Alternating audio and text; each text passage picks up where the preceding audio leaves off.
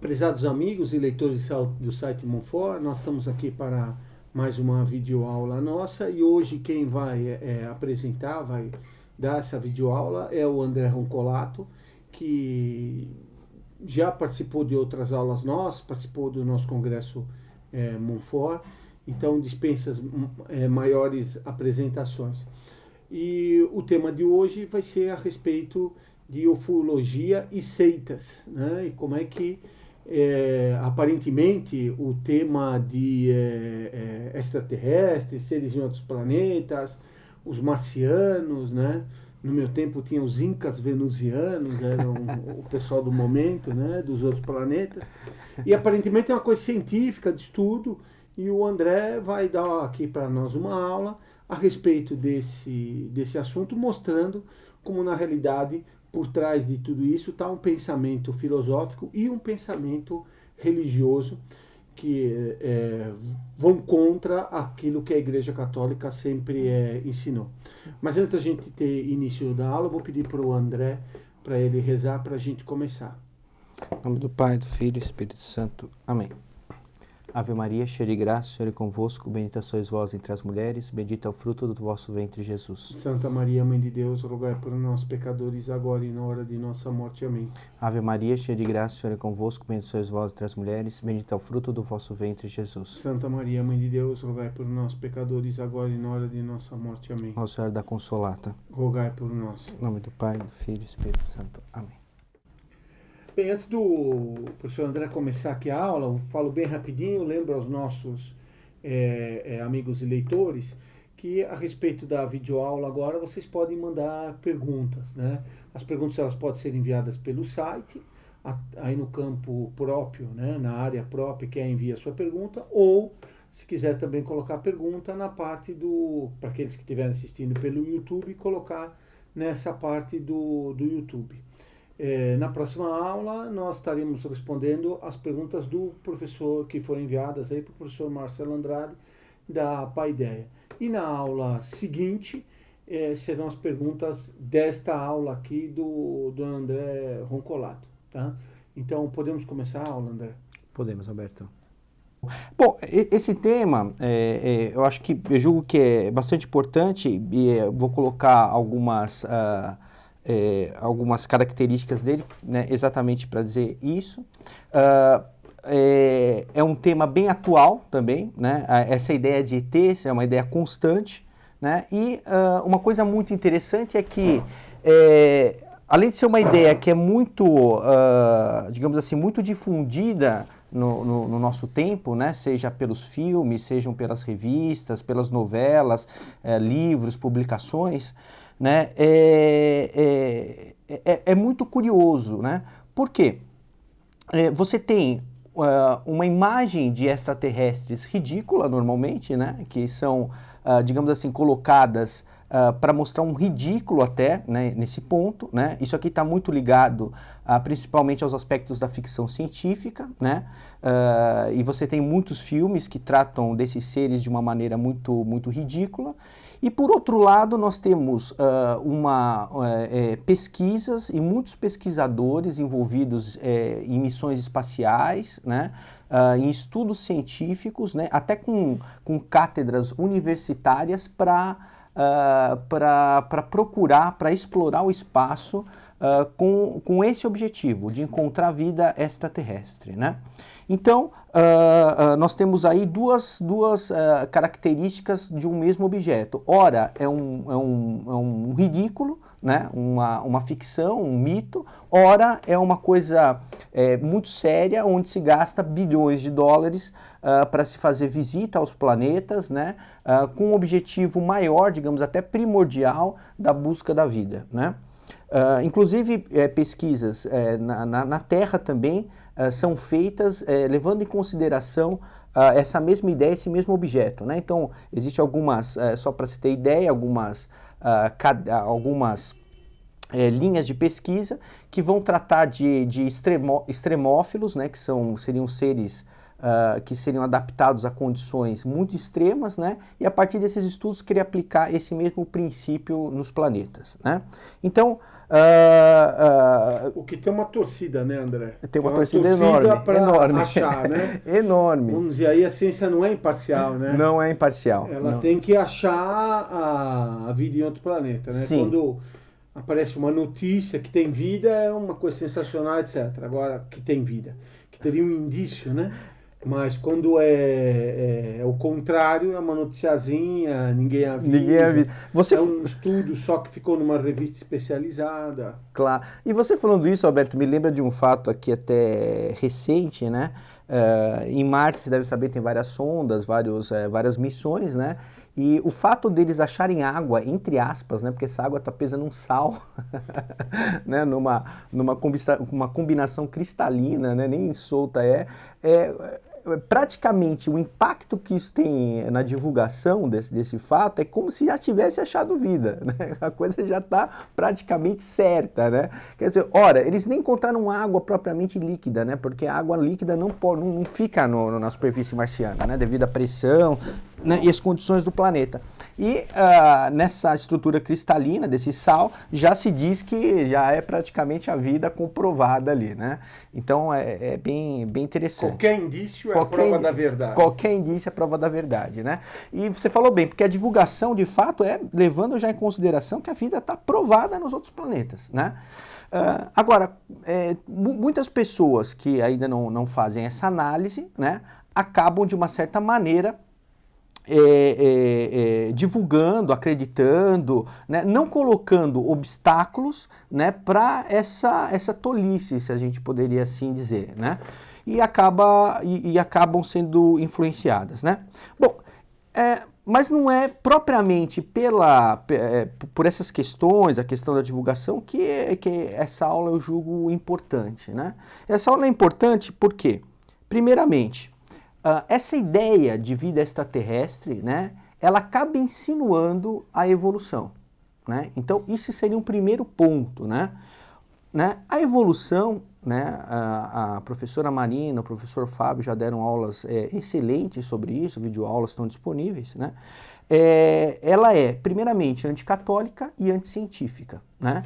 Então, por si só, já é um problema a ser discutido sobre isso, que eu pretendo falar um pouco mais à frente.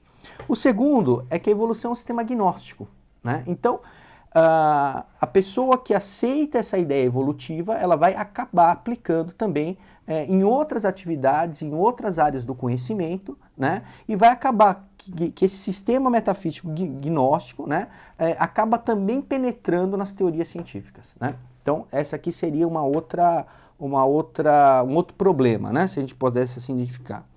Terceiro problema, né, a ideia de ETs normalmente está correlacionada com um certo ocultismo, um misticismo, né, ligado principalmente à teosofia e ao espiritismo, né? Ou seja, né, são práticas ligadas à magia, ao ocultismo, né, e, portanto, são pecados contra a fé, né? Então, é importante conhecer até que ponto essas seitas, essas ideias, né, propiciam ou facilitam isso e acabam enfraquecendo a confiança na fé verdadeira, né? Então, as pessoas ou caem em contradição, né, por aceitarem ou tolerarem certas posições erradas contra a fé, como o ocultismo, a magia e coisas desse tipo, né? E acabam sendo influenciadas por esses temas, né? E a quarta coisa é que os criadores dessas ideias de ETs, né? Porque isso aqui existe um histórico, né? E esse histórico mostra que a ideia de ET ela se cristaliza em grandes expoentes do ocultismo, né, como o Emanuel Swedenborg, né, e ela vem se difundindo com outros ocultistas, outros espiritualistas, né. Então, já por isso, né, se não houvesse mais nada, só a criação deles já seria um motivo muito razoável para se ter uma certa distância desse tipo de ideias, né? E por fim, é porque essas ideias são irracionais, essas ideias são delirantes normalmente, então elas são contra a inteligência. E sendo contra a inteligência, a gente também deve repudiar essas ideias, né? Quer dizer, esse negócio está tudo errado. Tá bem errado. Resumo, tem de erro aí.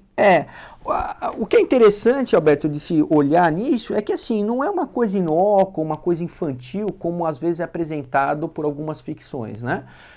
Existe, evidentemente, coisas ridículas, né? Mas existe também uma doutrina que se esgueira e para fazer a gente se habituar com certos delírios, né? Se assim a gente pode dizer, né? Esse ridículo acaba até despertando um pouco a curiosidade, né? Sim, sim. Acho que já comentei aqui outras vezes, tem um livro que diz o que seria possível numa determinada ficção científica lá, um determinado desse, acho que é Jornada nas Estrelas, qualquer coisa assim, que evidentemente é ridículo, né? Tem lá todas aquelas coisas ridículas, mas o livro estuda o que seria possível, quer dizer, então, apesar de ser ridículo, se procura dar uma certa seriedade e aí se desperta a curiosidade, né? Claro. Opa, então, será que realmente a gente consegue ir daqui na Terra até lá, os confins do universo, o raio que o parta lá, chegar lá, né? Então, claro. Aquilo que é um sonho que a televisão apresenta acaba ganhando uma certa credibilidade. Né? Sim. Não, e veja bem, Alberto, você dizendo isso, por exemplo, essas revistas comuns aí de divulgação científica, de senso comum, elas sempre tratam, né, de aspectos e mostram pesquisas verdadeiras, né, que pretende, por exemplo, fazer teletransporte da matéria e etc., né, e evidentemente motiva as pessoas a procurarem isso, terem essa curiosidade, vão cair, vão enfraquecer a fé, isso não tenha dúvidas que acontece, né. Bom, a aula também, ela tem um objetivo da gente, conhecendo, poder fazer um melhor apostolado e combater esses erros, né? Evidentemente, nos tempos atuais, mais que nunca, né, com essa proliferação de filmes de ficção, a gente precisa também fazer o apostolado mostrando as coisas ruins que trazem esses tipos de ficção, né, e as doutrinas que estão por trás deles, né? Bom, a primeira coisa que a gente abordou é entender a questão da evolução, né? Porque a evolução, digamos assim, ela diria que pode-se haver uma geração espontânea da vida, né? Ora... Mas o que é a geração espontânea? Dada uma certa circunstância, com certos nutrientes ou com certos componentes, né, você teria a geração da vida ali. Né? Então a vida surgiria, né, seria um evento natural que surgiria em determinadas condições. Tá? O Pasteur, todo o trabalho do Pasteur foi para derrubar essa tese, que inclusive é uma tese de origem darwinista, né? Um pouco seria também para combater Darwin, né? Que Pasteur fez isso, né? Duvido que se perguntar a qualquer aluno hoje sobre a evolução, a geração espontânea, esse aluno diga que ela é real, né? Entretanto, para a evolução, eles concebem, aceitam e toleram a geração espontânea. Quer dizer, dadas certas condições na Terra, né? A Terra, juntamente com alguns elementos químicos, físicos, né, como raios, descargas elétricas ou energia solar, etc., propiciaram o início de um aminoácido. Esse aminoácido foi selecionado, né, e começou a se replicar, e essa replicação veio cada vez mais se tornando complexa até chegar no macaco e o macaco virar homem, começar a falar, né? Então, essa ideia dessa geração espontânea embutida aí na evolução, né, para os mais materialistas, né, que já tinha sido refutada por Pasteur, né, está hoje onipresente na ideia do extraterrestre, né? Então, qual é o grande, digamos assim, impulso dos astrônomos, né, que procuram planetas extrasolares, né? É buscar planetas que estejam numa posição de uma estrela relativamente semelhante à posição da Terra, né? Mais precisamente entre Vênus e Marte, né? E que tenham condições de gerar vida, né? Então, eles procuram, inclusive, fabricam telescópios para procurarem metabólitos, né, que seriam gases que só os seres vivos produziriam, né? Então, você tem essa busca desesperada, né? Agora, por que eles buscam? Porque eles acham que em determinadas condições a vida surge, né? Como um efeito, como um efeito Natural secundário natural, né? Claro que essa evolução, né, ela é anticatólica, por quê? Porque ela concebe não a origem, geração, a criação de Deus direta do nada, né? Ela concebe só que Deus faria o universo e depois não se atentaria mais nele. Então, todas as leis, né, inclusive leis biológicas, iriam se desenvolver a partir da causa primeira, né? Ou sem causa primeira mesmo, como a gente vai ver que as teorias mais materialistas aí que estão hoje mais em voga, né?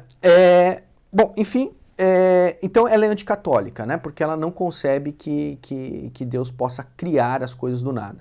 Segundo, né, ela é anticientífica porque, como eu disse, Pasteur já tinha comprovado que não há geração espontânea, né? Se teime em dizer que em determinadas circunstâncias a vida é gerada, né? Não se tem provas da evolução, ou seja, nunca se viu nada evoluir, né? Eles chamam de evidências, por exemplo, a similaridade morfológica ou genética dentro de algumas populações. Na verdade, para Darwin nem existe espécie, a espécie é só um conceito instrumental, né?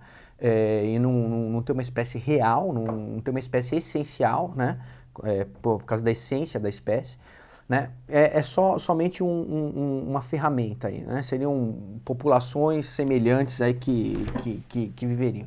Bom, então você vê que nós temos um problema muito sério.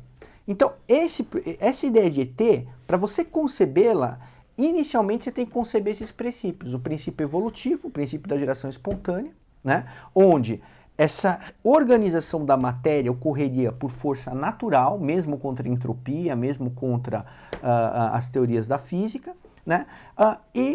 Chegaria a ficar cada vez mais complexa e evoluir, né? E essa evolução, evidentemente, pela doutrina metafísica que tem a própria doutrina evolucionista, seria chegar num super ser, num ser espiritual e daí por diante, né? Bom, essa questão da evolução, portanto, ela não deixa de ser um sistema agnóstico, né? Então, sendo um sistema agnóstico, ela vai conceber ou que Deus, como diz como diz os gnósticos, acabou sendo aprisionado na matéria, né? E agora essa divindade tem que voltar a se recompor. Como ela faz isso? Ela segue um ciclo, esse ciclo ela está dentro da matéria, essa matéria se rearranja porque tem essa divindade incluída.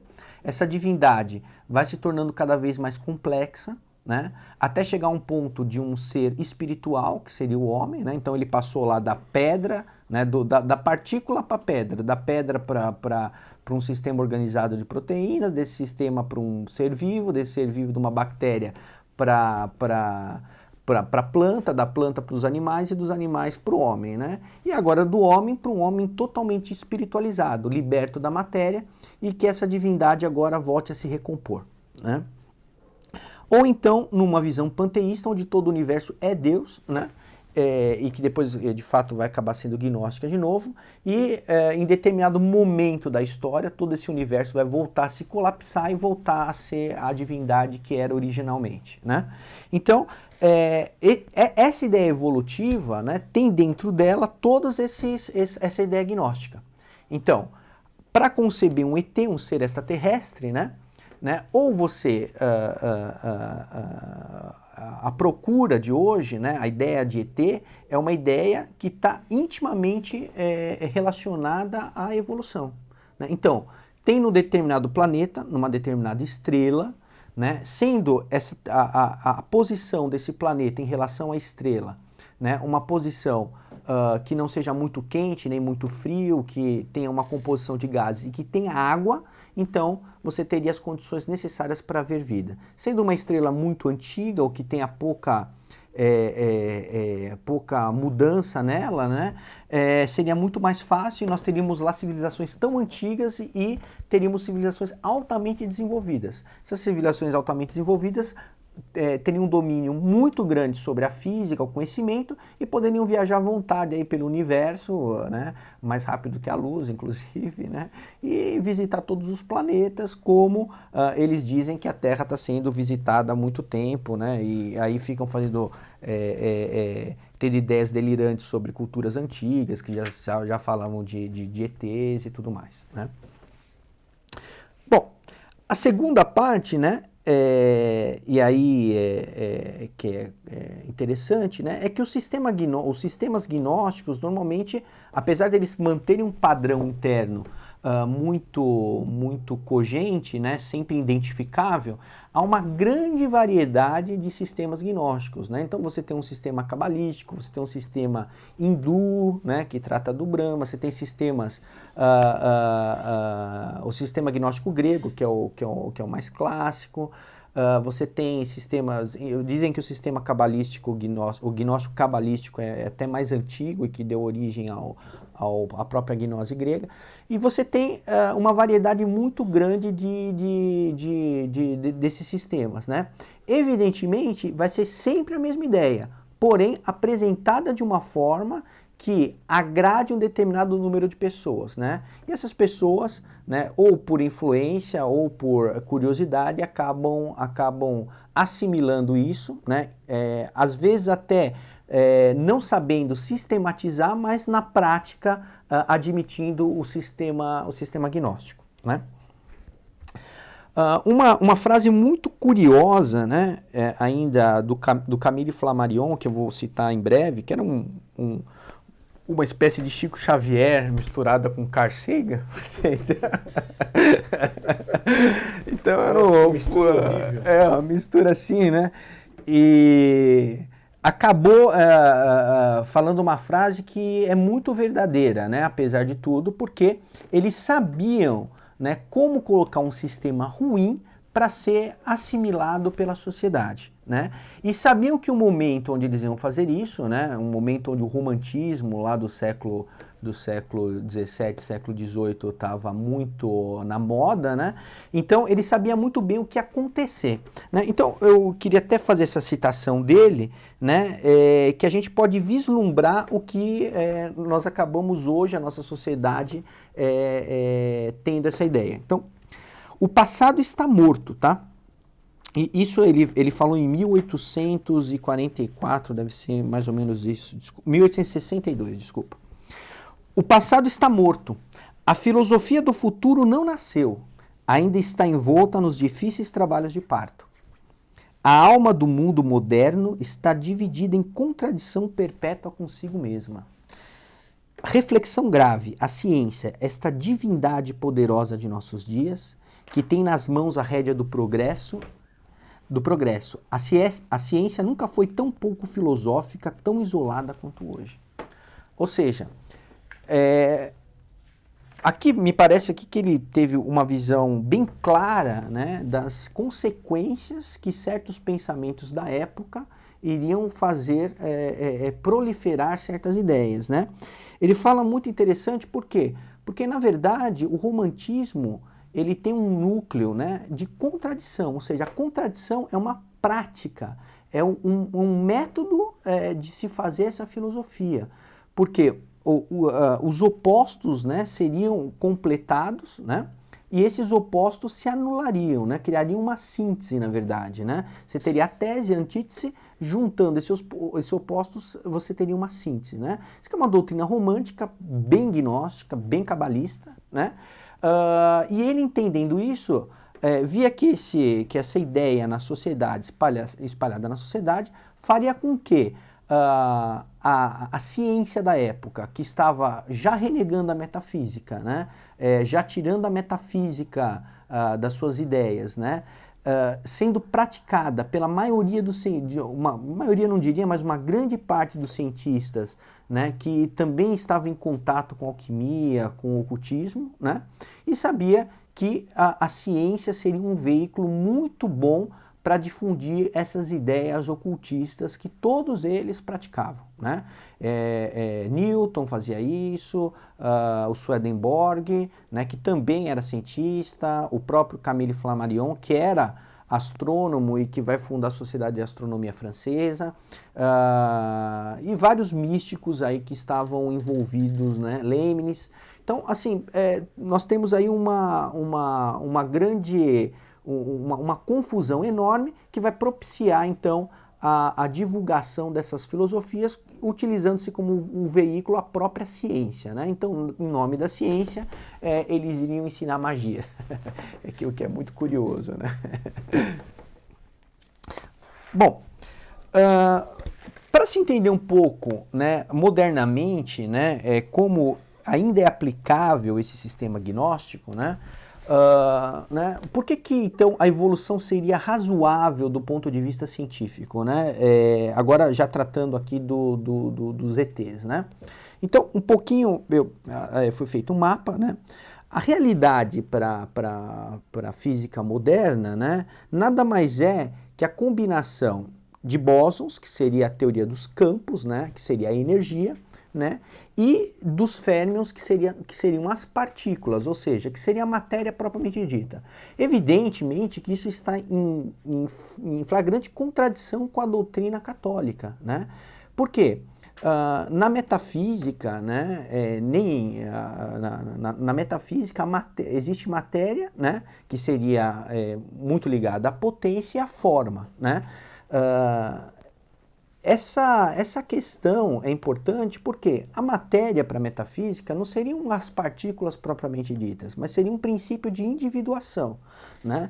Ou seja, se você tira a metafísica, você acaba fragilizando o nosso entendimento da realidade e o que vai acontecer é que lá na frente nós vamos acabar numa contradição enorme ou vamos negar a doutrina católica, que é o que possivelmente vai acabar acontecendo, né? Ou nós não vamos entender de uma forma adequada uma teoria, né? E acabamos entendendo a teoria como se fosse a própria realidade, né? Então, hoje a física acaba dizendo que a realidade é isso, seria a interação dessas partículas, as quais eles chamam equivocadamente de matéria, e a energia, que seriam os campos, né, e que seriam, né, os vários elementos, né? Só para dar um exemplo, né, os bósons que seriam, né, seriam os fótons, os gravitons, muita coisa que nunca se achou, né? O bóson de Higgs, que agora está famosíssimo, né? Que dá massa à matéria, né? E é uma questão que fica, quem dá massa ao bóson de Higgs, né? E gerariam as energias, né? As forças, né? Que seriam as forças eletromagnéticas, força forte, força nuclear fraca, gravitação e a própria massa. E do lado de lá nós teríamos a matéria, né, que eles chamam de matéria, né, que seriam os quarks, os leptons, né, e aí teria o elétron, bom, enfim, todas essas partículas subatômicas, né. Quer dizer, no começo teria de um lado umas forças e do outro lado teria a matéria, é isso? Eles dizem que agora é assim, mas no início não. E aí Tava que vem... tudo misturado. Na verdade não existia nada. Isso que é o mais curioso, né? Quer dizer, é uma forma moderna de se dizer a mesma teoria gnóstica da formação do mundo. E a partir daí aplicar a ideia da evolução na matéria física. Entendeu? Então o que teria? Até a sua pergunta foi bem interessante, Alberto. O que teria? Teria o nada, né? O nada seria uma anulação completa de qualquer força. Mas esse nada teria ali o que eles chamam de uma supersimetria, né? Esse nada estaria equilibrado, né? Difícil explicar como nada pode estar equilibrado com alguma coisa, né? De repente, há uma flutuação nesse nada, há uma quebra de uma simetria, e aí começam a aparecer as matérias, né? Começa a aparecer o universo material. Quer dizer, do nada sai uma deformação. Exatamente. Começaram nada, aí do nada sai uma deformação. Sai uma deformação. É, né? Bem científico, né? É bem científico, é bem racional, dá para se entender que o nada vai produzir alguma coisa, né? Evidentemente, eles falam que o nada não existe, que é só uma circunstância. Quer dizer, é um malabarismo conceitual, linguístico, né? Linguístico tremendo, né? E pior, depois, os fulanos que se utilizam disso acusam a igreja igreja de usar retórica, né, quando está se tratando de metafísica, o que é um absurdo, né? Quer dizer, ou seja, a lógica... A Bíblia é simbólica, que a Bíblia imagina, um dia se viu. Óbvio, né? Evidentemente que para conhecer essa loucura, precisa conhecer os graus de abstração, evidentemente que essas pessoas que trabalham com filosofia da ciência conhecem, mas rejeitam esses princípios, entendeu, Alberto? Então, o que acontece é uma confusão enorme. Agora, de fato, isso aqui é muito mais delirante de se acreditar do que acreditar que existe uma causa, claro, né?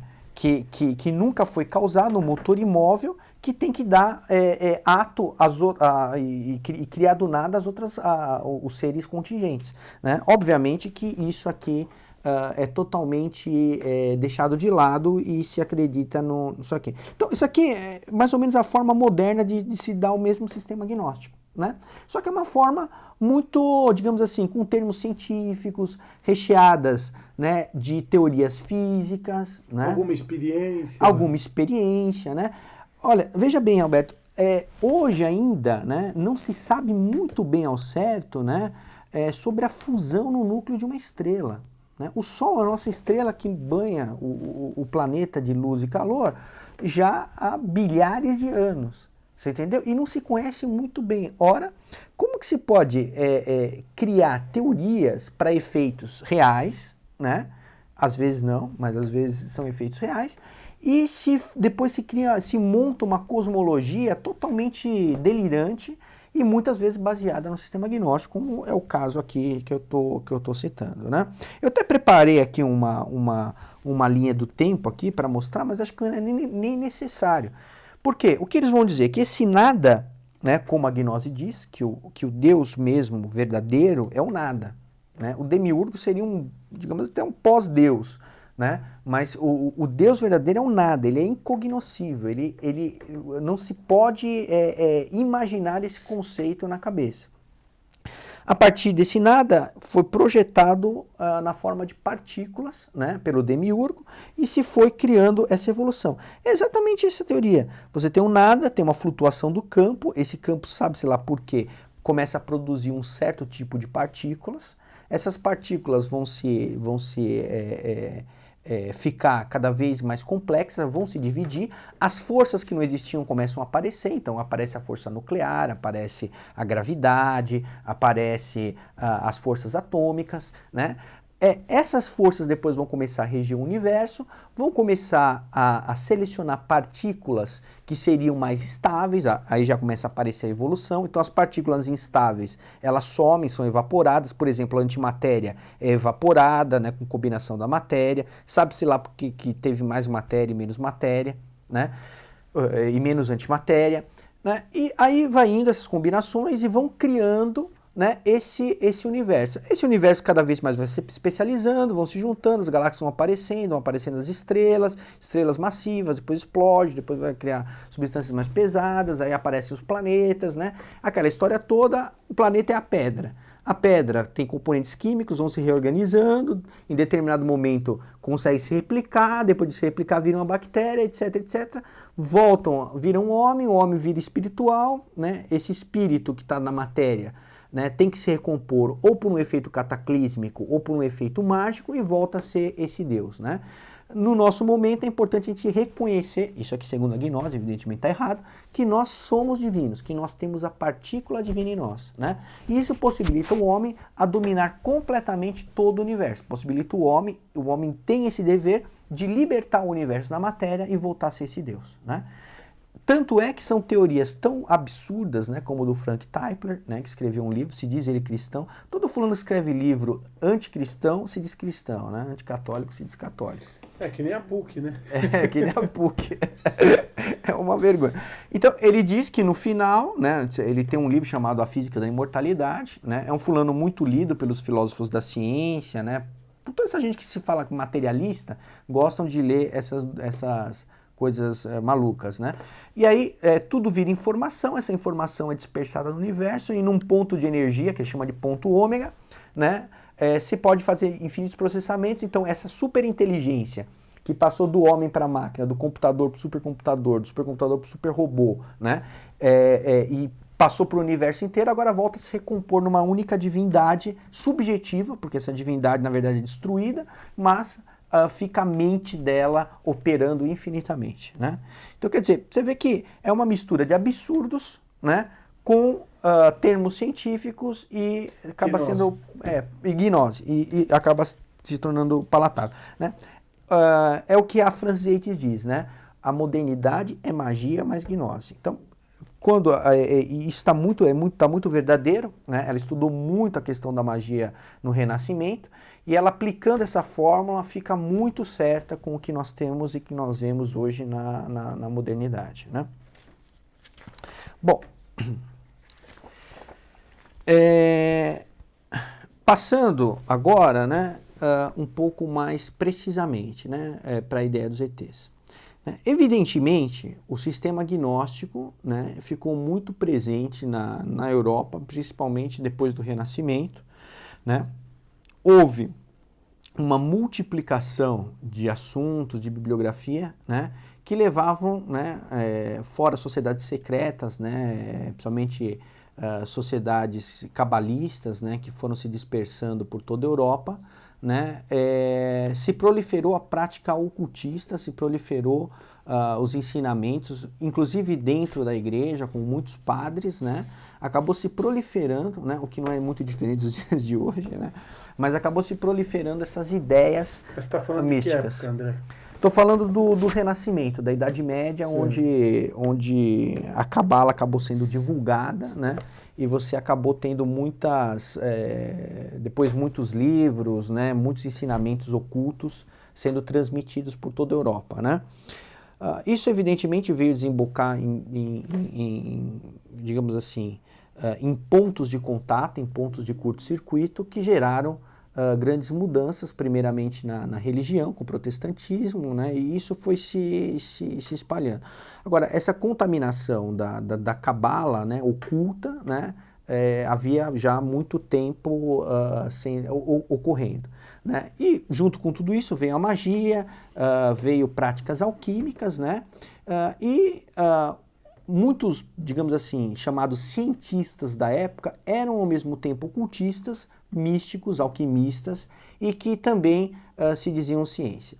Curioso é que as bibliografias dessa gente que a gente encontra hoje, né, antes de pronunciar o nome até do fulano que se diz respeito, se coloca todos os títulos dele na frente. É matemático, filósofo, físico, astrônomo, borracheiro, entendeu? Porque o fulano é tudo, né? É tudo. Aí depois ele fala assim, então, ele também foi um espiritualista, etc. Um pouco para você, é como se todos esses títulos e o fato dele ter feito ciência, alguma coisa até verdadeira, né? Na área da ciência, pudesse legitimar, por exemplo, uma heresia como a prática de ocultismo, a gnose e tudo mais, né? Bom, essas práticas, né, normalmente, né, se relacionavam muito com espíritos superiores, né? E esses espíritos superiores, evidentemente, né, não tem chifre e rabo, né? Eram o que se chama hoje se chama de magia demoníaca, né? Se via várias esferas e nessas esferas habitavam aí anjos, etc, né? Bom, é difícil, né, uma pessoa cultuar, né, como Giordano Bruno, por exemplo, né, ou outros, diretamente o demônio, né? Então é mais fácil dizer que esses seres, né, eram pessoas, mas mesmo assim fica difícil, porque é difícil de acreditar, né, que as almas fiquem aí penadas por todo lado, etc., né, se conhecendo a doutrina verdadeira. Logo, começaram a colocar junto com isso, né, uma ideia de civilizações, e aí não mais espíritos, civilizações fora da Terra, né? Então, a gente pode dizer, os especialistas, né, em ocultismo e os especialistas que tratam desses assuntos, né, dizem que essa ideia de fato se cristalizou, né, no Emanuel Swedenborg, né? O Emanuel Swedenborg, né, era um fulano bem culto, né, nascido na Suécia, depois acabou morrendo em Londres, né? De fato, ele foi professor de matemática, né, em Uppsala, né, uma universidade muito importante na Suécia, já, se eu não me engano, já desde a Idade Média, né, e era um fulano ligado, né, era filho, na verdade, de um pastor protestante, de um pastor luterano, né? Então, quer dizer, a cepa já não era das melhores, né? A gente conhece as árvores pelos frutos, né? Então, o pai dele morreu, ele foi nomeado, né? Foi nomeado na Suécia a cargos importantes, cargos do governo, foi nomeado diretamente pela rainha da Suécia, né? E teve grandes privilégios dentro da universidade e pôde se dedicar aos estudos que ele gostava, que era muito pouco de ciência e muito mesmo de ocultismo, né? Então, em determinado momento da vida dele, né, como todo bom cientista, né, ele apareceu Cristo para ele, né, e contou para ele todos os segredos do universo, né? Inclusive os segredos do Apocalipse. Então, Cristo deu a conhecer para ele como que era o céu, né, como que era a doutrina verdadeira. Até agora todo mundo tinha errado, os apóstolos, né, toda a igreja, os padres, né, e ele foi, né, como todo protestante, iluminado naquele momento, né. Mas Cristo disse para ele também que o protestantismo estava errado, né, que ele devia fundar uma nova doutrina, e essa nova doutrina ele deveria ensinar as pessoas, né, como se salvar, né. Bom, a partir daí ele começa a se dedicar por uma vida extremamente de estudos da Bíblia, né, tentando checar na Bíblia através de um código, decodificar a Bíblia, né, para entender as profecias e a partir desse entendimento das profecias começar a reinterpretar a história da salvação e o Apocalipse, né? É muito comum hoje também nas seitas protestantes isso aí, né? Marcar a hora que o mundo vai acabar, né? E que a gente tem que tá preparado, né? Isso daqui é uma falta de fé, né? Porque total. Fica preocupado com o fim do mundo em vez de se preocupar com o fim dele. Com o fim dele, né? O fim do mundo não sabe onde vai ser. Com a salvação dele. O fim dele não demora. Exatamente, né? Bom, esses estudos, evidentemente, levaram ele a conhecer a alquimia, né, e os sistemas alquímicos, que é a mesma coisa desses sistemas mágicos aí, né, que tratavam de seres de outras esferas e que teria que se fazer contato, né. Agora, ele vai cristalizar mesmo, né, não como demônios, como Giordano Bruno fazia, ou como outros magos medievais, né, Cornélio de Agripa, por exemplo, faziam. Mas ele ia, a partir daí, criar uma ideia de mundos alienígenas. Ou seja, todo o universo seria habitado, né, e as habitações desse universo seriam compostas de seres racionais, seres espirituais, né? E como que ele fazia isso? Como é que ele sabia disso? Porque ele tinha contato com o pessoal, entendeu? Né? Então, se o fulano morresse lá, então ele sentava, né, fazia uma prática mágica, evocava aquele espírito do planeta Deixava Júpiter. o número do celular, né? Exatamente, né? Do celular transcendental lá do fulano lá de Júpiter, né? Então esse espírito descia, né? Então ele ficava lá batendo um papo com esse espírito, né? Então dizia para o espírito, como é que o pessoal se veste lá? O pessoal lá usa muita roupa, é muito frio, né?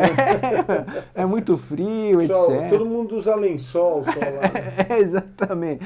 Né? Aí perguntava, mas como é que é lá a política, etc. Tá tendo processo de impeachment? Não tá? Então, ficavam lá nessa conversa. Bom, ele também queria saber como era a vida em Júpiter. Então, chamava em Vênus. Então chamava lá o espírito de um venusiano que tinha morrido, o espírito descia, e ele começava uma conversa, né, com esse espírito, né? Deixa eu ver se eu consigo pegar aqui um desses textos, né, que parece ridículo, né, eu estar dizendo uma coisa dessa, mas... Uma coisa tão ridícula que fica difícil de acreditar, né? Fica, né, é muito... Parece essas coisas da TFP, né? Bom, então, uma das citações aqui é muito curiosa, né, para ver, né, Essas citações estão num livro dele, chama-se de Telluribus in Mundo Nostri Solari, né? Que é as pessoas de outras terras, né?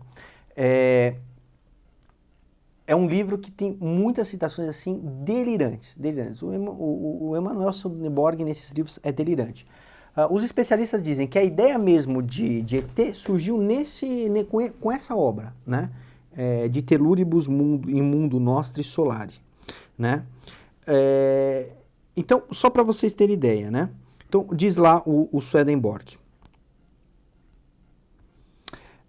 Que existem muitas terras e sobre elas seres humanos e daí espíritos e anjos é bem sabido na outra vida, pois lá, quem quiser por amor da verdade e do uso que daí procede, lhe é concedido falar com os espíritos de outras terras. E por isso, confirmando a pluralidade dos mundos, e ser informado de que o gênero humano não provém somente de uma só terra, mas de inúmeras terras, e além disso, de que a natureza e vida são os habitantes, e qual o seu culto divino. Né? Então, quer dizer, ele especulava até o que eles acreditavam, se acreditava em Deus, se acreditava em Cristo, entendeu? Mas lá era normal, no além, entendeu? Todo mundo conhece todo mundo, né? Uma coisa muito, né? Todo mundo tá muito à vontade lá no além, né? Assim, entre outras... Marcada louco. Né? Mas um louco bem cotado, né? Muito bem cotado. Não, é tão bem cotado que o Jorge Luiz Borges, em uma palestra, né, que ele dá na Universidade de Belgrano, ele vai fazer um elogio enorme ao Emanuel Swedenborg. Né? Inclusive dizendo que ele é o mais ilustre de todos os súditos do rei da Suécia. Né? Então, quer dizer, eles perguntam para ele sobre a questão do rei da Suécia, do ocultismo do rei da Suécia, e diz que não é ele que é o grande problema, que o grande problema mesmo é quem é o grande expoente do ocultismo, é o Emanuel Swedenborg. Quer dizer, não é pouco o teu elogio desse gnóstico aí, né? Então, isso já mostra a influência dele nesse círculo de direito. O Balzac também era muito um súdito dele. Quem mais? O Allan Kardec. Então, muitas das ideias do Allan Kardec foram ideias que ele leu no Emanuel Swedenborg. A ideia alienígena, na verdade, ela começa a ficar mais firme, né, nas publicações, né, do Jornal Espírita lá do Allan Kardec, onde ele começa de fato a divulgar para todos os populares essas ideias, né? Porque, por exemplo, o próprio Swedenborg acabava escrevendo os livros em latim, né? Você vê que o livro que eu li aqui, o título é em latim. Mas aí o Kardec começou a fazer a divulgação dessas ideias nos jornais dele, né? O Camille Flammarion, que é aquele Carl Sagan com Chico Xavier, acabou sendo o grande mesmo proliferador dessa ideia para o meio público, né? Tem mais uma citação curiosíssima dele, né? Aqui, ó. Os que estão no céu podem conversar e se relacionar não somente com os anjos e os espíritos que provêm das terras desse sistema solar, mas também com os que provêm das terras fora desse sistema no universo. E não somente com os espíritos e os anjos dessas terras, mas também com os próprios habitantes. Todavia, não é senão com aqueles a quem as coisas interiores foram abertas, a fim de que possam os ouvir e os que do céu falam com eles. Né? Quer dizer, não é para todo mundo, tá? Que os alienígenas vão falar, entendeu? É um certo nível falar lá com os seres de outro planeta. Exatamente. Né? Quer dizer, a pessoa precisa praticar algumas coisinhas, a brincadeira do copo que anda, esse tipo de coisa aí para poder ter esse contato, né? Isso aqui é tão verdadeiro que hoje, por exemplo, existem grupos, né, e grupos de cientistas aí, até bem cotados e bem patrocinados, por exemplo, pela Fundação Rockefeller, etc., né, que fazem essas experiências. Eles se reúnem, né, num determinado lugar, eles se marcam lá, etc., vai todo mundo para o lugar e eles dizem assim, olha, por que nós não achamos os extraterrestres que ficam aqui nos discos voadores? Né? Porque nós usamos equipamentos errados, a gente usa telescópio, a gente usa radar, sabe, essas coisas tecnológicas, não é para usar isso. A gente tem que fazer o que os povos antigos faziam. Então a gente tem que acender um incenso, entendeu? Fazer uma oração, tomar Alucinógeno. um alucinógeno, entendeu? Né? E aí os discos voadores começam a aparecer. Então eles entraram em contato com os extraterrestres de uma forma espiritual. E aí os extraterrestres com essa forma, porque segundo essas seitas, eles dizem, não, olha aqui, extraterrestre é uma coisa muito evoluída. Então não adianta a gente querer tentar filmar, tentar mandar mensagem por rádio. Tem que ser uma coisa como um ser evoluído faria, né? Já a ideia espiritualista, né? Uma telepatia, a gente vai ter que entrar em contato com o universo e a partir daí eles vão saber que a gente está aqui e que a gente quer ver eles, quer se comunicar, então aí eles estacionam o disco voador aqui próximo de nós. Né? São mais evoluídos, mas eles não usam celular, né? Não usam celular. Tem muito grampo lá. É um problema isso para eles. Bom, então você vê aqui, eu estou querendo, aqui tem uma citação interessante. Bom, a citação fala assim: um dia vi que espíritos da nossa Terra estavam junto dos espíritos do planeta Mercúrio e os ouvia conversar entre si. Então, quer dizer, ele estava lá, fez aquele rito, então viu dois espíritos, um do planeta Terra e um do planeta Mercúrio, batendo um papo, né? Então, entre outras coisas, os espíritos da nossa Terra perguntavam-lhes em que acreditavam. Responderam que acreditavam em Deus. Mas quando lhes perguntavam ainda mais sobre o Deus em que acreditavam, não quiseram falar mais a esse respeito, porque é seu hábito não responder diretamente a perguntas. O pessoal meio irritado lá de Mercúrio. Gente mal educada. Mal educado. Né? Quer dizer, um espírito mal educado, que você pergunta e fica, não quer responder. Dá uma palavrinha e para. Também me foi mostrado o tipo de face que tem os habitantes da Terra de Júpiter. Não que eu tenha visto os próprios habitantes, mas pelo fato de que eu vi os espíritos com uma face semelhante à que tinham quando estavam em sua terra, entendeu? Não é que ele viu lá o pessoal lá de Júpiter, né? É que ele viu, assim, o espírito com a face lá e falou, bom, então o pessoal é assim, é assado, entendeu? Quer dizer, um absurdo, um delírio completo, né? Mas essa ideia, de fato, ficou marcada, né? Bom, essa emergência doutrinal, como eu falava, ela começou no Emanuel Swedenborg, Allan Kardec e o jornal espírita francês começaram a divulgar, né? Existe um outro autor chamado Théodore Flonnet, que fez o livro Ida ao Planeta Marte, né? Depois, um pesquisador atual fez um compêndio de novelas que foram publicadas entre 1880 e 1945 sobre ETs, que aí de fato a ideia se espalhou de uma maneira muito, muito grande para todo mundo da nossa época, né? Esse cientista chama-se Bertrand Matteu e Merust, e ele demonstra isso, né? E agora, no último ciclo disso, uma proliferação, um domínio dos filmes, né, e da ficção científica, dos jogos, né, sempre batendo nessa mesma ideia de mundos habitados. Então, digamos assim, que de uma maneira geral, essa ideia ficou comum na nossa época, né? Não é uma ideia que a gente... que é nova, que é surpreendente, mas a ideia é muito, muito, muito comum, né? Bom, quais são essas características das ideias ligadas aos ETs? Primeiro, a fascinação pelo exótico. Então, em todos esses textos, né, e mesmo nessas seitas, há uma grande fascinação por mundos maravilhosos, mundos cujas características, seres são diferentes, que façam coisas diferentes ou que sejam altamente evoluídos, né? Então são características muito próprias desse tipo de doutrina. Depois, viagens pelo desconhecido. Então essa viagem, essa exploração, encontrar o desconhecido, encontrar coisas diferentes, né? É uma outra característica disso. Ter contato com povos diferentes, né? Como a gente viu aí do Swedenborg, né? Esses absurdos, né? De perguntar como é que os fulanos se vestiam, que eles acreditavam. Isso é um absurdo, um delírio, né? Hoje se sabe que em Júpiter é impossível se chegar na parte sólida do planeta devido às pressões, etc., né? Ele é todo formado de gás, então chega um núcleo sólido pela pressão. Então, quer dizer, coisas assim totalmente absurdas, mas que as ideias permaneceram. Depois, esses mundos bizarros, que eu já havia comentado. Uma magia tecnológica. Então, o que é essa magia tecnológica? É uma tecnologia tão avançada que a gente não encontre mais correspondência entre causa e efeito, né?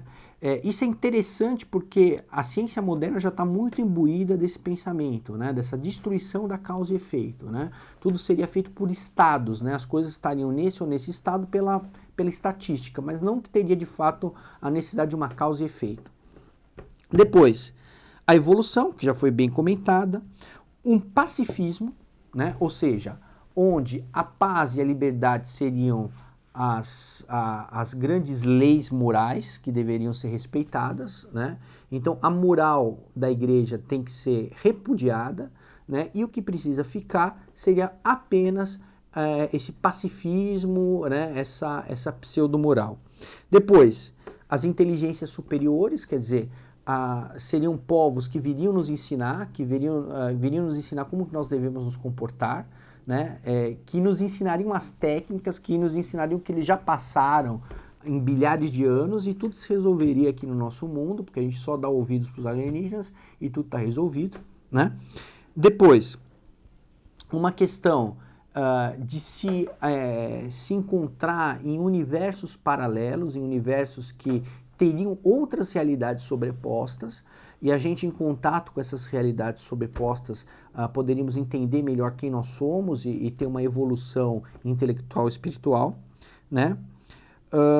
Muitas dessas práticas ainda se fundamentam em ideias de antigos ocultistas, de antigos magos, né? Então, em doutrinas cabalistas, em doutrinas herméticas, né? Em doutrinas alquímicas, né? O próprio Newton era um grande bruxo alquimista, né? A maior parte dos tratados dele eram nesse sentido. Então eles procuram nesses, que eles chamam de sábios antigos, para colocar as doutrinas e colocar uma terminologia científica para hoje. Um mundo de sonho, então esse mundo, esse planeta com essa civilização extremamente avançada, né? Poderia resgatar, salvar o homem da poluição, né? do colesterol, da sogra, entendeu? Então, e da sogra também, você vai ver que tem uma coisa bem interessante aqui, viu, Alberto? Que eles são contra a procriação, normalmente são contra a procriação. Mundos com habitantes lúgubres, então, ou seja, teriam animais ou plantas muito esquisitas, com hábitos muito esquisitos. Isso seria interessante, porque poderia criar toda uma nova linha de conhecimento e essas palhaçadas, né? E, de fato, por fim, uma contemplação científica, uma redenção do homem na ciência, né? Então, a ciência, né, na verdade, seria esse motor, esse artifício que o homem teria para alcançar sua redenção e libertar essa divindade que tá presa nele, entendeu? Bom, para vocês entenderem um pouco, né, eu fiz aqui um esqueminha muito simples para ver as comparações, agora uma comparação muito prática, né, dessas características que eu falei, mas aplicada já à questão, né, ufológica, né, dessas seitas ufológicas, né. Então, para você ver as proximidades, vou citar o que acontece no espiritismo, na teosofia, e depois vou passar para a mesma ideia, né, recalchutada para a ufologia, né. Então, por exemplo, visita de espíritos, né? Essas visitas espirituais que tem lá, né? A conversa com o espírito, né? Chama César para ver como é que ele coordenava Roma, para aplicar na minha casa também, né? Na ufologia, você tem os OVNIs, né? Que em determinados momentos de autoconscientização, você atrairia esses OVNIs, esses seres espaciais, que normalmente são seres místicos, né? A teosofia, por exemplo, da Blavatsky, fala exatamente isso. Você vai chamar lá o Maitreya, vai chamar o Saint Germain, que está em outro planeta, e ele vem até aqui resolver o problema, né? Depois, o contato com os mortos, né? Esse contato que se dá por uma mentalização ocorre também na ufologia através da telepatia. Então eu teria condições, além de contatar os mortos, passar um e-mail mental para as pessoas, entendeu? Então, nós estamos aqui, em vez de eu estar dando essa aula cansativa para cansar vocês, eu simplesmente pararia e vocês seriam iluminados aí com a minha telepatia. Fazer um download do meu cérebro. Exatamente. Bom, no espiritismo você teria uma espécie de momento de êxtase, né? A incorporação de algum espírito, talvez no candomblé, etc. Né? E no você tem a abdução, né? Que é você ser raptado por um... Então você perde a consciência, né? De repente você teve toda uma experiência. Como é que você se lembra dessa experiência? Invariavelmente você tem que fazer uma sessão psiquiátrica para resgatar aquela memória que o alienígena apagou, deletou em você, entendeu? Depois, no espiritismo, né, do que são compostos lá os fantasmas, né? De ectoplasma, né? Então você tem lá sinais ectoplasmáticos, você tem óleo, você tem não sei o que está no ambiente. Na ufologia que você encontra artefatos avançados, né, materiais esquisitos, né, como mostra lá o caso Roosevelt, né, que era um balão, na verdade eles dizem que era um negócio de disco voador e tal. Depois, as materializações, na ufologia é igualzinho, você tem materializações, então às vezes o alienígena quer falar com você, dar um recado, né? Então ele materializa alguma coisa para você, entendeu? Mas como é uma coisa muito alienígena, você nunca entende bem o que é. Às vezes entende, aparece, sei lá, uma cobra, alguma coisa desse tipo, né?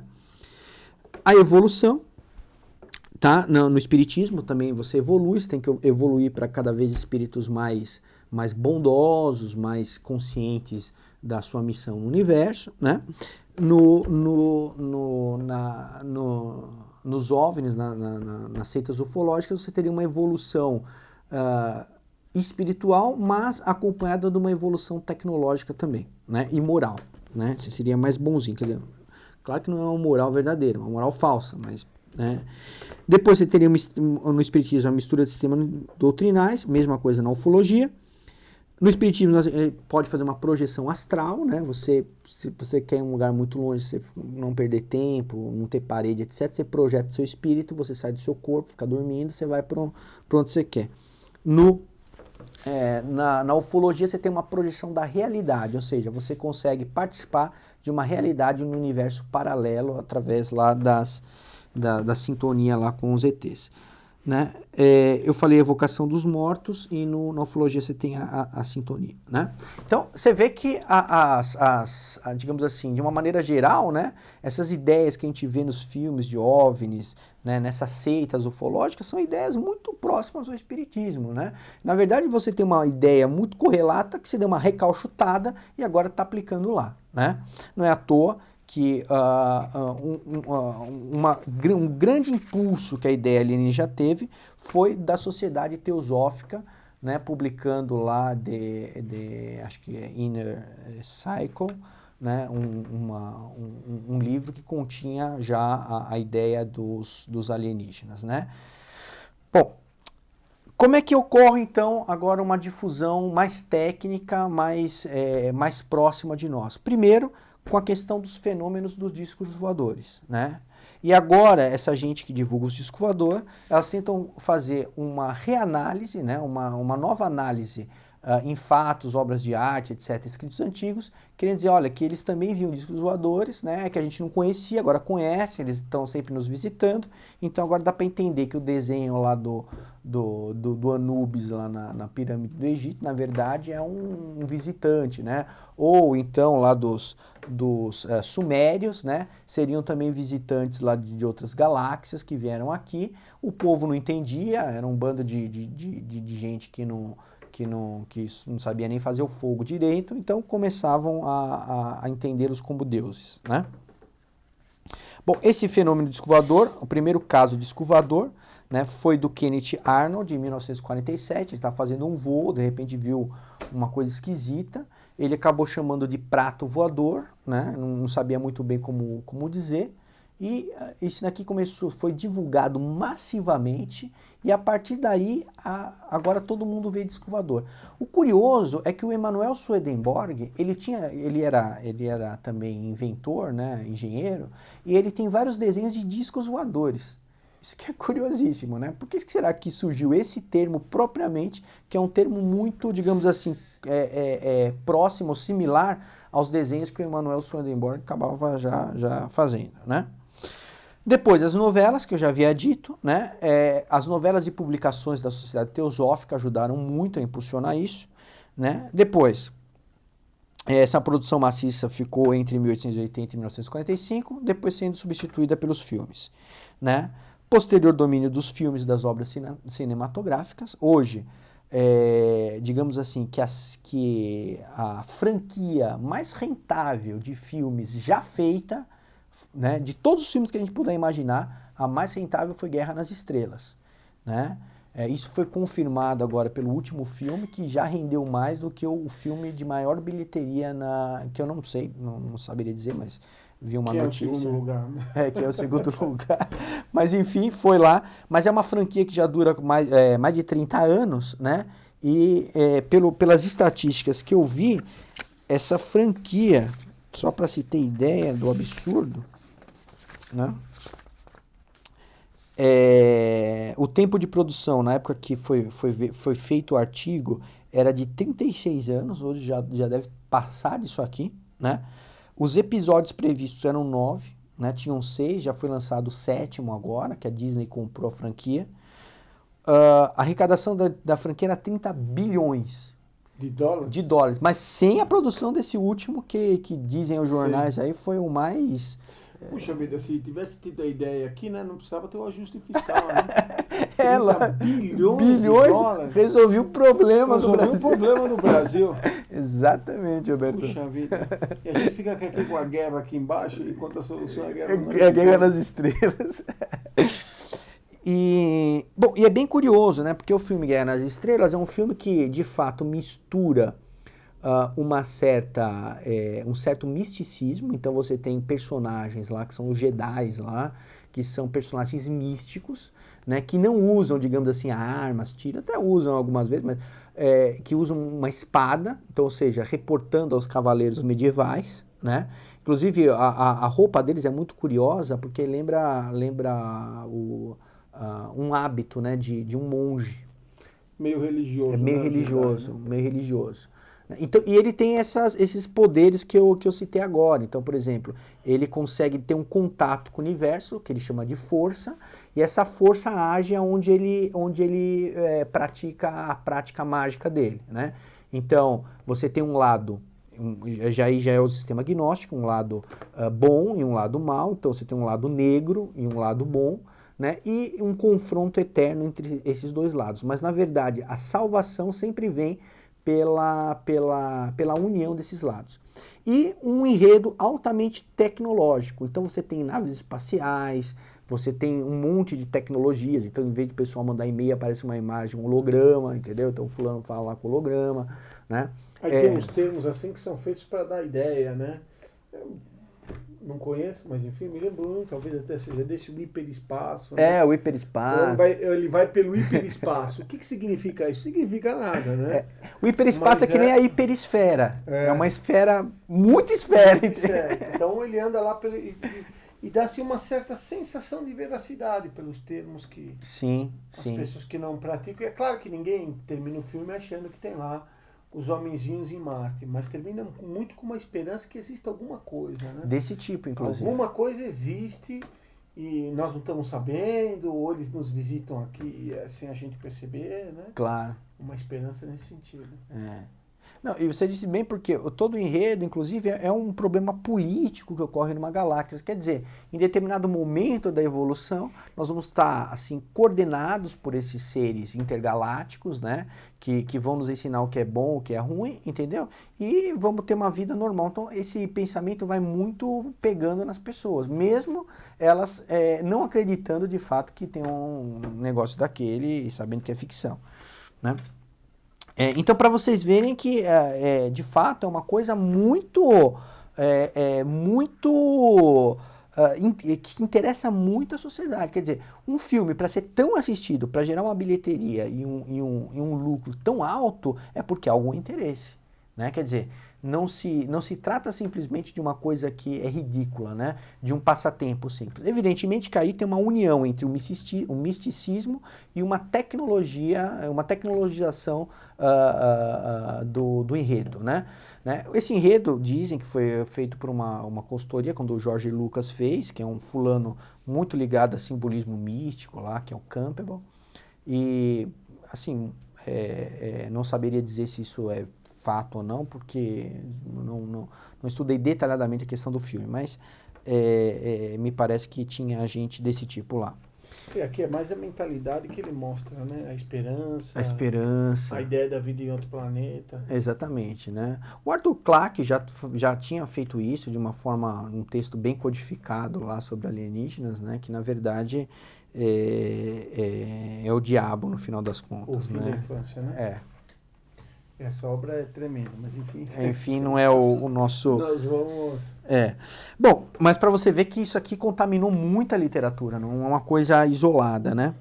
Bom, essa ideia darwiniana nas ficções siderais, né? Essa difusão. O repúdio à procriação, isso aqui é uma coisa muito curiosa, mas exatamente nessas sociedades altamente avançadas, você teria um repúdio, né? Quem que fala isso? Uma autora importante, né, que escreveu sobre essa questão.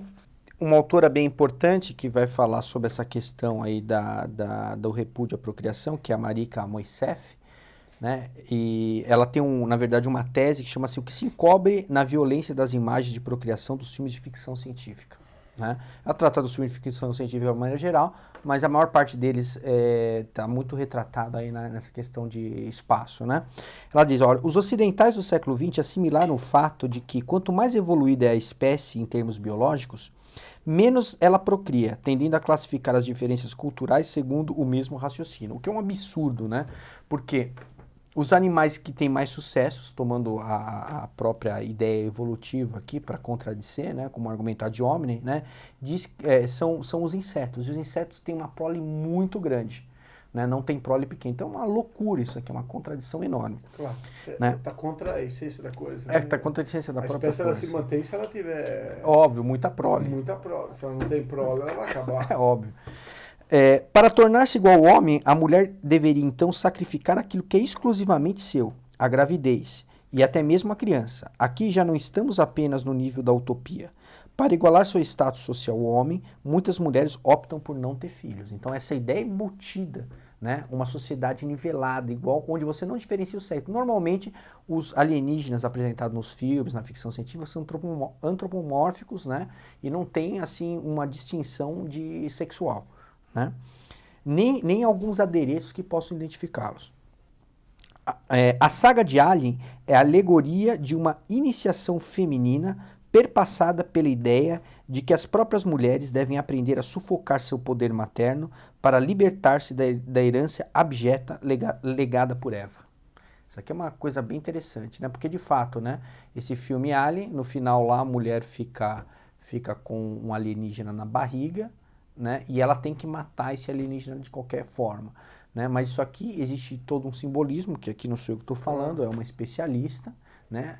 Mostrando que a mulher tem que ter um repúdio à geração. Né?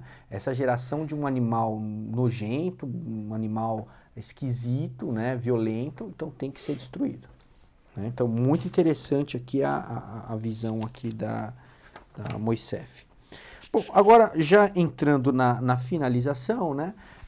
Eu queria um pouco só colocar quais são algumas dessas seitas absurdas e delirantes, né? Isso aqui acabamos comprovando aqui e mostrando, né, o perigo do delírio, né, que eu havia citado lá no início, né? E por fim, porque todas essas ideias, essas ideias dos alienígenas são ideias irracionais que normalmente levam a um final até trágico, mas sem dúvida nenhuma, uma grande parte deles, uma grande parte não, todos são delirantes, né? Então, existe um grupo, né, formado, por exemplo, pelo general Uchoa aqui no Brasil, né? Esse general era ligado à teosofia, né? Ele tinha visitas... O general não é de ficção científica. O general real. real. Certo. Era um fulano real aqui no Brasil, né? Inclusive, né, o filho dele agora propaga essas mesmas ideias. Tem muitos livros de espiritualismo, etc., mas todos ligados a alienígenas, né? Divulgados, escritos, né? E ele é bem conhecido nesse meio, né? Então, ele tinha a visita de um lá daqueles seres que andavam lá com a Madame Blavatsky, agora eu não me recordo o nome, um é o Saint-Germain, mas tem, bom, enfim, agora também não é interessante, mas ele tinha essas visitas. Então, um dia, conta ele, né, rapidamente, só para elucidar, eles chegam lá numa fazenda, a fazenda está tudo escura, está todo mundo conversando, daqui a pouco ele some, né? Aí ele volta, né, todo mundo ficou preocupado, mas ninguém quis ir atrás, etc. Daqui a pouco ele volta e vai contar desse contato que ele teve com esse alienígena. Mas é assim, uma fantasia de tal maneira, mas enquanto ele conta essa fantasia, as pessoas começam a ter visões, começam a aparecer luzes, quer dizer, uma coisa evidentemente preternatural, né? Bom, depois tem a Sociedade Portão do Céu, aquele Heaven's Gate. Essa é muito conhecida porque ela proporcionou para os seus adeptos um suicídio coletivo em 97. Né? O cometa Hale-Bopp estava passando próximo da Terra, né? Então ele convenceu que nesse cometa, na verdade, eram os extraterrestres que vieram buscá-los. Né? Mas como essa ideia de ET está sempre relacionada a um misticismo muito grande, né? Para entrar na nave espacial eles precisavam, né? Para ir para a cauda do cometa, eles precisavam primeiro ficarem somente espiritualizados. Né? E como é que eles conseguiriam isso? Se suicidando. Então ele levou uma centena de pessoas à morte. Né?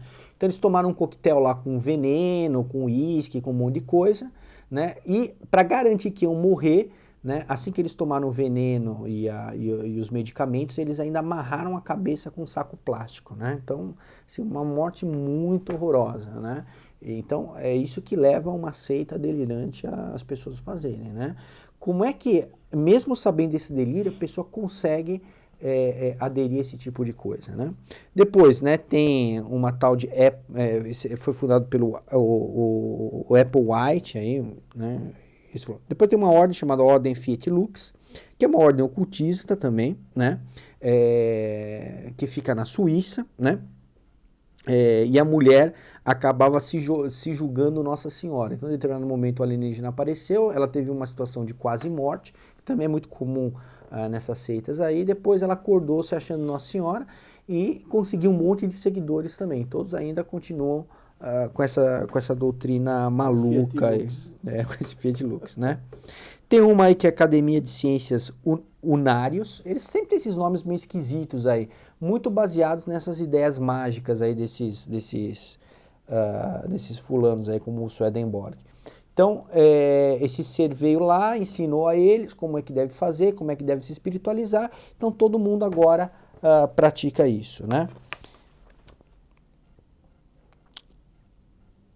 Bom, tem mais uma aqui que é chamada One World Family.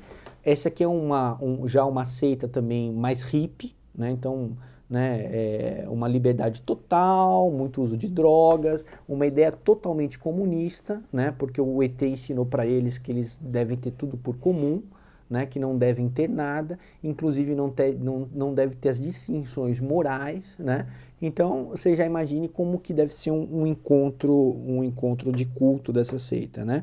A Grande Fraternidade Branca, que é teosófica, mas que aceitam esses seres de outro planeta aí, né? Totalmente, então não tem, né? Esse aqui já é mais conhecido, que é a Madame Blavatsky, né? E todas as ideias da teosofia. As ideias da teosofia são muito influentes em sociedades secretas, em sociedades maçônicas.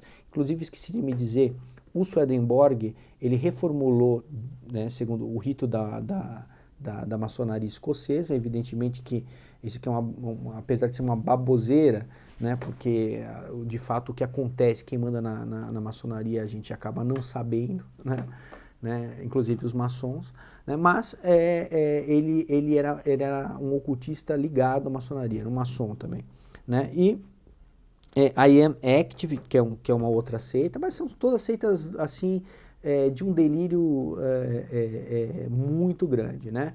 Se vocês procurarem na internet, vocês vão ver a foto desses fulanos assim, já diz tudo, né? A cara deles já acaba dizendo tudo. Então, conhecendo esses fundamentos, conhecendo o início, nessas ideias, as características, a nós católicos é necessário, primeiro, esse conhecimento e combater isso, porque isso enfraquece a fé, isso acaba de uma certa maneira fazendo com que a gente fique propenso a acreditar em ideias que mesmo que sejam, algumas pesquisas estejam sendo feitas, etc., né, que a gente deve repudiar e a gente deve saber, entender como, né, e por que refutar essas ideias, né? Evidentemente, né, apesar do ridículo de muito disso, né, muito tem de influência, né?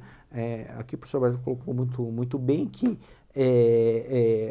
a gente assistindo um filme não vai sair acreditando que aqueles personagens existem e tudo mais, mas aquela ideia, a ideia da força, a ideia de ter um ser superior que domina uma certa energia, acaba ficando, né? E a gente atribui que de fato o universo é grande, o universo cabe muita coisa, né? Por que não existiria uma vida em outro planeta? Pelo menos se tem lá no filme, né, toda essa luta, tudo isso, né, pelo menos uma baratinha talvez tenha lá, né, no outro Exatamente. planeta, tem a vida e assim como evoluiu aqui, está evoluindo, lá. evoluindo lá. Vamos dizer assim, os mais racionalistas, mais pé no chão, né, partiriam por aí. É claro que você tem um monte de gente aí que acaba acreditando que de fato tem vida, né? Claro. Tem o planeta que está, sei lá, contrário da Terra em relação ao Sol, que acontece tudo que acontece lá, acontece aqui, todas as gagueiras, né? Sim. Mas acaba influenciando. E quando a gente nota, né, às vezes vai discutir com alguém e diz, pessoas razoáveis até, né, vai dizer, não tem vida em outro planeta. Mas fala, não é possível, é muito grande. Exatamente. Tem muita gente, tem que ter alguma coisa. Nós estamos sozinhos aqui, né? Estamos só nós, né? E Sim. não estamos sozinhos, nós estamos com Deus, Estamos né? com Deus. E depois, se tiver uma outra vida do planeta, nós continuamos sozinhos. Estão tão longe que não dá para Claro. a gente saber, né? Mas e com isso, todas essas ideias erradas, né? Com a ajuda, sem ter propriamente um manual de convencimento de que existe vida em outro planeta, né? Claro. Elas vão se difundindo. Bem, acho que a gente pode encerrar, né? Eu só queria reforçar que aqueles que quiserem fazer perguntas, né? Podem mandar pelo site. Daqui 2 aulas o professor André vai estar respondendo essas perguntas.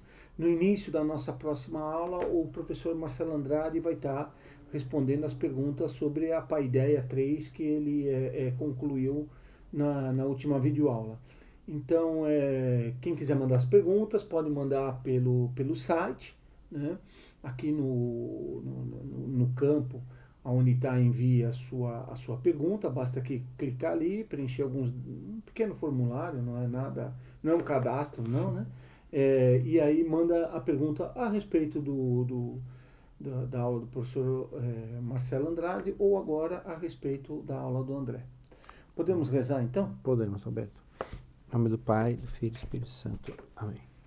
Ave Maria, cheia de graça, o Senhor é convosco, bendita sois vós entre as mulheres, bendito é o fruto do vosso ventre, Jesus. Santa Maria, Mãe de Deus, rogai por nós, pecadores, agora e na hora de nossa morte. Amém. Ave Maria, cheia de graça, o Senhor é convosco, bendita sois vós entre as mulheres, bendito é o fruto do vosso ventre, Jesus. Santa Maria, Mãe de Deus, rogai por nós, pecadores, agora e na hora de nossa morte. Amém. Nós com prolepia. Benedita te Virgo Maria. Espírito Santo. Amém.